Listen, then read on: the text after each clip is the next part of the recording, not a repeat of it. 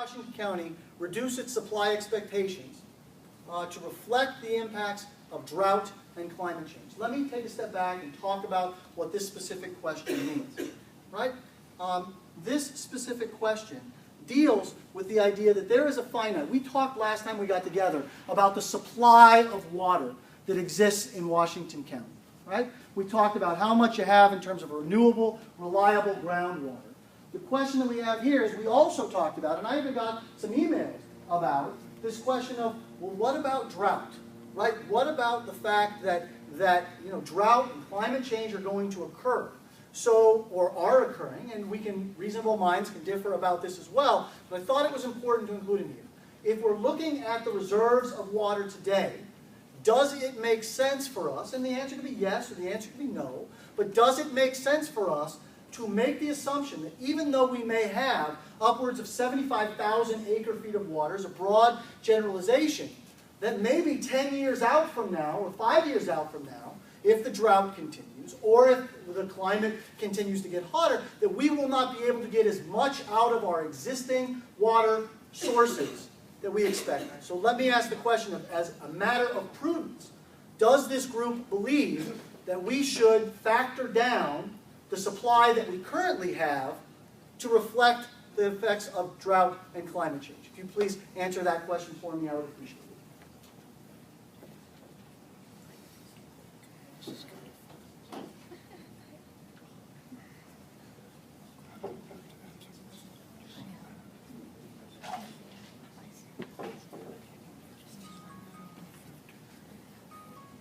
Wow, we got people dropping like a rock. 14? Come on. Oh, thanks. I didn't even realize that was myself. I'm sorry. Okay. 3 of you dropping out? No? It's coming. Oh, it's coming. You're just thinking through it. Thank you. I appreciate you speaking up. You take your time. I'm going to have a little water here. No problem. What my question was is,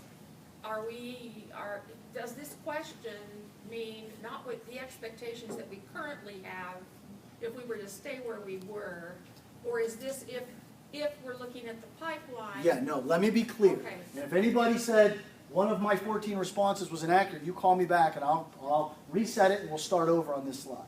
This is only looking at the resources that you have today. Okay. The goal here is not to look at go forward looking. We're just saying, with what you have today, do we believe that everything we thought we were going to be able to get from it, we're going to be able to get from it? That's it. Okay. Now everybody's. All right? There's 2 more responses. Oh, there's 2 more. So. Yeah, and one more. Going I've once. got an extra clicker right here. I can fill it. Oh, don't do that. I know how you work. Ballot stuffer over there. Right? So let's see what we have here. Okay. 69% of us believe that yes, we need to be concerned about this drought and climate. Boy, I'm glad I asked this question because I got to tell you, this is one we only recently added to the presentation. So the answer is yes.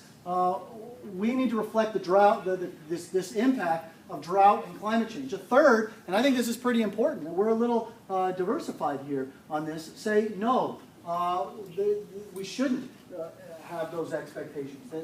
That the amount of water that we have is going to be reliable through the future.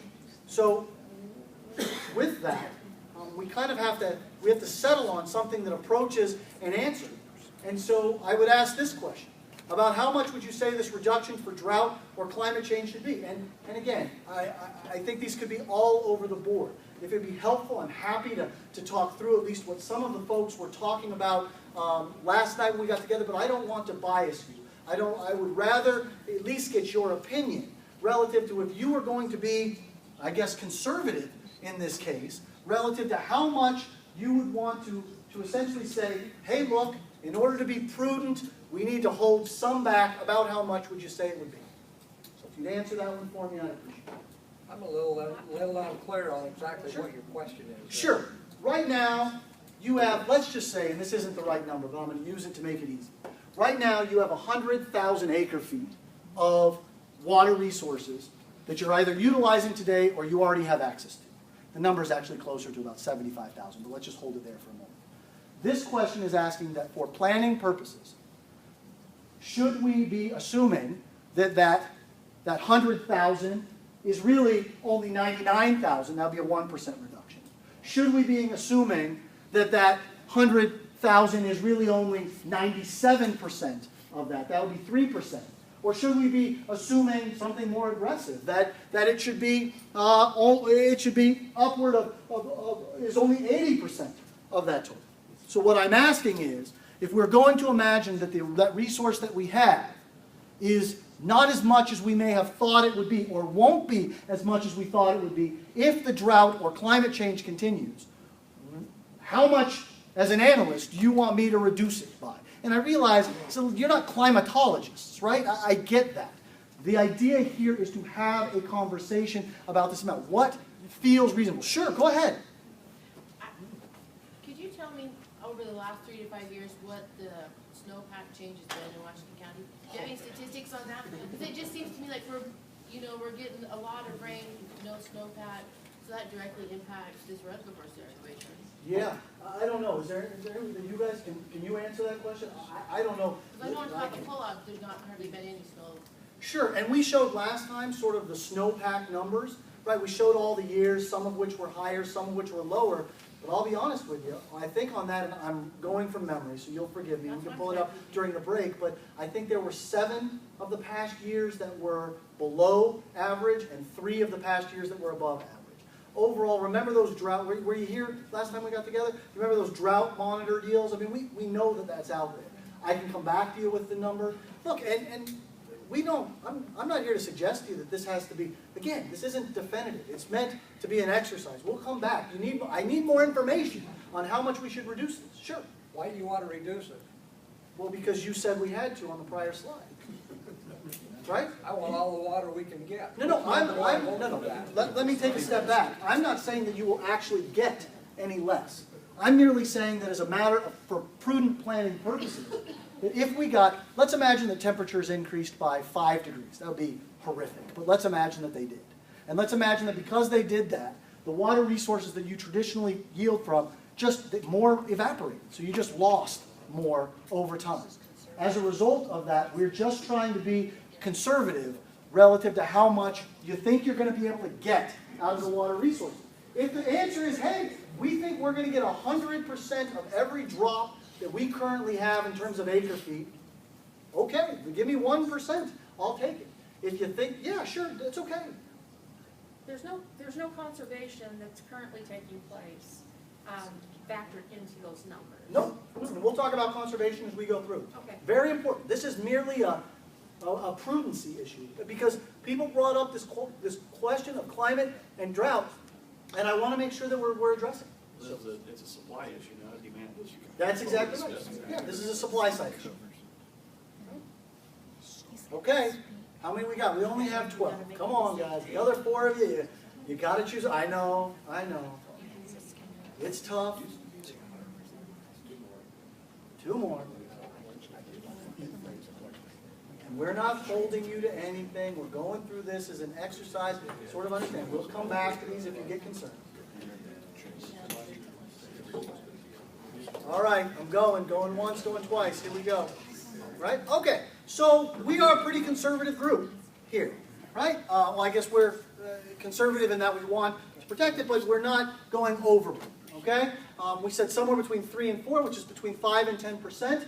For purposes of our discussion, we had more, I guess, at 10 than we had at 5, but we'll split the baby now between those two, and we'll come back to our model here, and we'll go to our supply, right? And we'll come here, and we'll go to water supply and demand. We'll come right over here to this sort of idea of evaporation or loss. And I think we said about 7.5% overall, okay? So let's walk through this overall now. Right? I guess I should have stopped here for one moment as I was going through. There is a finite amount of water resources that you have. I have allowed the model to say that you'll be able to go out and find some other resource. This doesn't have anything to do with the Lake Powell Pipeline Act, but if there's some unknown water resource that we want to add to our model and that water will need to be increased by 2025, we can do that. Let me just show you how that works. Right? So here's the water that you have. Here's your existing capacity. Here's Ash Creek. Here's agricultural conversion. Here's here's anticipated additional capacity, and notice there's nothing there. If we want to go out into the future and say, hey, we think we can get another 5,000 acre feet somewhere along the line, we can go down and say, okay, there's our additional 5,000 acre feet. If we thought that we can get additional 50,000 acre feet. Oh, that's a lot, right? I broke the system, right? All of a sudden it's, too much water. We get that, right? Obviously put too many zeros there. There. Right? Okay, so then you see that additional supply. It adds it in as we go. Now, does there anyone, I think we have the supply appropriately accounted for, but I wanted to allow the group, if there's anyone concerned that we're missing some water that you think we're going to get, please stop me and let me know. We then have the water supply against the demand, right? This is the baseline demand based on our population. This is the supply of water based on what I just showed you in terms of the supply that we had. I haven't added any additional supply to it. Right? If we come over to here, in terms of our water supply, in terms of this risk, this evaporation risk, or this risk of climate change, if you will, we then have, exactly as you mentioned a moment ago, a shift in that supply, right? Essentially, we're just saying that the dotted line will now represent the total amount of supply for planning purposes that we have. And again, if we want to change this, if we want to adjust it, if we want to do something else, you all can let me know, and we'll make that change.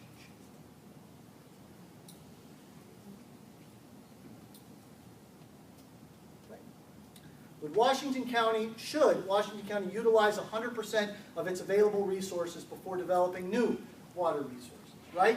There is an issue surrounding this idea that we've already said, as a portion of our discussion, that water resources are finite. We've generally agreed that there's not enough in terms of water resources to meet the build-out population. We've agreed population growth is likely to be somewhat higher than what the governor is offering. If we combine all of those things, there will be incremental demand for water. As much as folks from the Washington County Water Conservancy District or others would like to instantly snap their fingers and additional water resources are procured, it will ultimately take some time. There are those that believe that you should get as close to that as possible, that essentially you want to use 100% of what you have before you go procure anything else. That we shouldn't start the development of a pipeline, that we shouldn't actively pursue additional water resources as a result of that. Now, there are others who say that there are peak years and there are low years. You alluded to the question earlier about, what about years where there's a lot of snowpack? What about years where it's really hot? What about years where things are up or things are down, right? Do we need to be prepared for those, and what does that mean? So let me ask the question. Should Washington County utilize 100% of its available water resources before developing new water resources? Just a simple yes or no question. If you'd answer that one for me, I'd appreciate it. Yes. Oh, okay, sure. Nice job. Okay, so again, vast majority of folks believe that we should. May I take one more before we take a break? Is that okay? Okay, so if that's the case, I need to ask you the second question. About how many years of growth should Washington County hold in reserve? How far out should we be thinking about our water resources on a go-forward basis? Again, the idea here is that if we feel like we only have 2 years, we should at least have 2 years of available water, given our expected rate of growth. That's about how much we should have overall. Maybe that number is 0, maybe it's 5. I've allowed all of the different answers here. If you please let me know about how many years you think of effective supply we should hold to make sure that we have that sufficient amount, or how far in advance we should be planning some of these issues, I would appreciate it.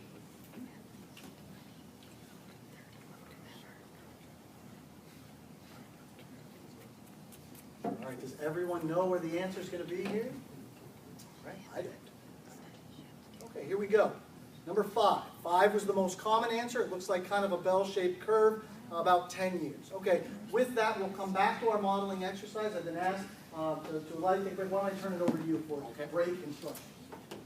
So we're going to go ahead and take a break now, and we'll finish the rest of this presentation after that. We do want to ask if the public and press who are here, if you would allow committee members to go first. One of the things we often notice is as we all fight for food, that sometimes the committee members get back to the meeting late.